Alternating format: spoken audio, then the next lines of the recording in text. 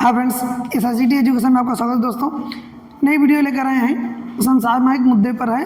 आशा है कि ये वीडियो आपको पसंद आएगी। कुछ चर्चाएं ऐसी होती हैं जो कि चूँकि हमारा जो चैनल है वो भी एजुकेशनल चैनल है और उस पर हम समसामयिक चीज़ें पहले लेकर आते थे, लेकिन फिर बीच में जो उसको हम बंद कर दिए थे दोस्तों।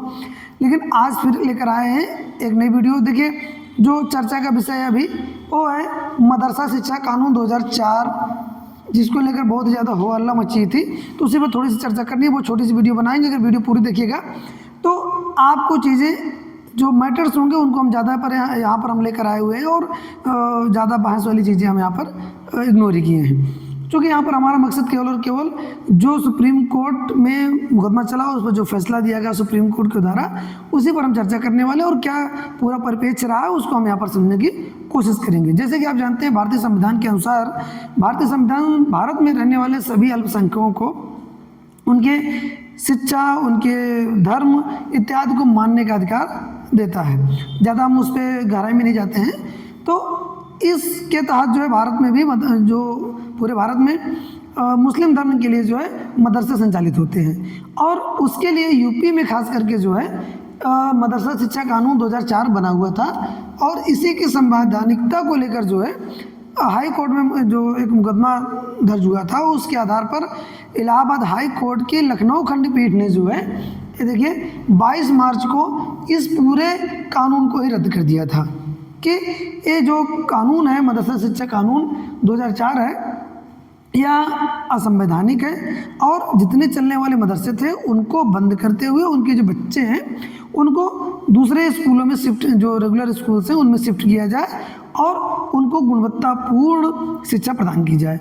इसके विरोध में जो है, इस फैसले के विरोध में लखनऊ हाई कोर्ट की जो फैसला था, इसके विरोध में कई लोगों ने मिलकर जो है सुप्रीम कोर्ट में, जिसमें से देखिए Anjum Qadri managers association Madaris Arabia, all India teachers association Madaris Arabia और भी कई लोग हैं, 4-5 लोगों ने मिलकर जो है सुप्रीम कोर्ट में एक मुकदमा दायर किया। और सुप्रीम कोर्ट ने जो है 22 अक्टूबर इसमें जो है 5 अप्रैल को सुप्रीम कोर्ट ने इस पर रोक लगा दी कि नहीं, इलाहाबाद हाई कोर्ट का जो फैसला है उस पर हम रोक लगाते हैं और एक सुनवाई योग्य मामला है, इस पर बारीकी से जांच की जानी चाहिए। तो इसमें अगर हम देखें तो जो हमारे वर्तमान मुख्य न्यायाधीश हैं DY चंद्रचूड़, वो भी शामिल थे और साथ साथ जो है अन्य जज भी, जैसे JB पारदीवाला और मनोज मिश्रा की खंडपीठ ने इस पर सुनवाई की और इस पर सुनवाई काफ़ी दिनों तक चली।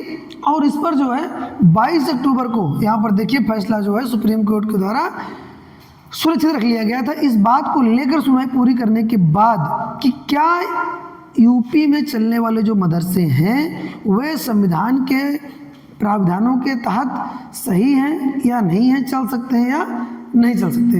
आज के जो फैसला है, आज का जो फैसला उसमें सुप्रीम कोर्ट ने सब कुछ पक्ष में ही नहीं दिया है, उन्होंने कुछ चीज़ें डिनाई भी किया है। जैसे सबसे बड़ी बात उन्होंने ये कही है कि चूँकि यह जो मदरसा शिक्षा कानून 2004 था, यह मदरसों में पढ़ते हुए मदरसे जो है वो दे सकते थे, कामिल और फाजिल की डिग्री भी देते थे।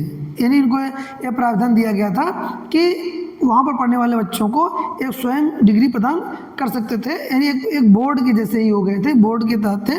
तो सुप्रीम कोर्ट ने कह दिया कि नहीं, आप कामिल और फाजिल जैसी डिग्री नहीं दे सकते हैं, इसके लिए केवल जो है UGC से जुड़ा हुआ मामला है और इसमें जो है विश्वविद्यालय अनुदान आयोग ही इसकी डिग्री के लिए फैसला कर सकता है या दे सकता है, अधिकृत है, आप इस डिग्री को नहीं दे सकते हैं। तो दोस्तों, यहाँ पर हम बताना चाहेंगे कि इसमें एक मुद्दा और भी था कि राष्ट्रीय बाल अधिकार संरक्षण आयोग NCPCR ने कहा था कि यह शिक्षा जो अभी मदरसे में दी जा रही है संविधान के अनुच्छेद 21A के तहत, चूँकि जानते हैं आप 21A संविधान का एक ऐसा अनुच्छेद है जिसमें विद्यार्थियों को गुणवत्तापूर्ण शिक्षा दी जानी है, उसमें गुणवत्तापूर्ण शिक्षा की बातें कही गई। तो उन्होंने कहा था कि यह जो है गुणवत्तापूर्ण शिक्षा के वादे की गारंटी को नकारता है। कौन? जो मदरसा शिक्षा कानून 2004 था।